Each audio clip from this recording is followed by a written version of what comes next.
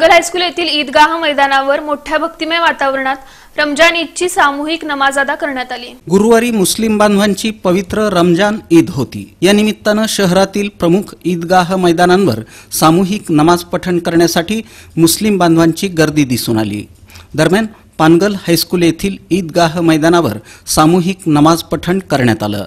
यावेळी मुस्लिम बांधव अल्लाहच्या चरणी नतमस्तक झाले।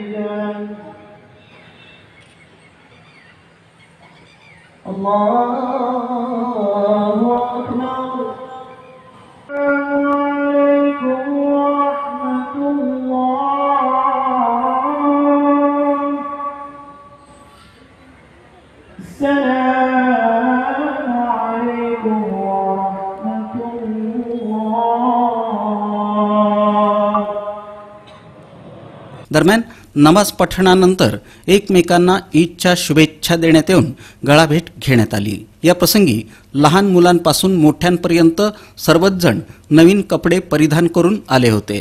लहान मुलांच्या चेहऱ्यावर वेगळाच आनंद दिसून येत होता।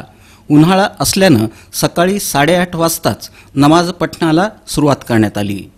या प्रसंगी मार्गदर्शन करताना हैदराबाद येथील जामिया निजामिया मशिदीचे मौलाना सय्यद अहमद गौरी यांनी रमजान ईद हा शांतता आणि मानवतेचा संदेश देणारा सण असून भारतातील हिंदू मुस्लिम बांधवांनी आपसातील भाईचारा कायम ठेवत देशाच्या उज्ज्वल भवितव्यासाठी एकजुटीनं पुढे यावं, भारताला जगातील शक्तिशाली राष्ट्र बनवण्यासाठी योगदान द्यावं असं आवाहन केलं। तमाम आलम इस्लाम के लिए, हिंदुस्तान के लिए और तमाम इंसानों की फलाह कामयाबी के लिए दुआ की गई और ये पैगाम दिया गया कि इस इस्लाम इंसानियत की दीन का दर्स देता है। आपस में एक दूसरे से मोहब्बत के साथ, भाईचारगी के साथ और अमन अमान के साथ रहने की यहाँ पर तलकीन की गई है। इज्तिमा और शहर के मुख्तलिफ मकामात से लोग यहाँ पर जमा हुए थे और बहुत पुलिस वगैरह की जानिब से भी बहुत अच्छा उम्दा इंतज़ाम था। कमेटी की ने भी बहुत इंतज़ाम किया था।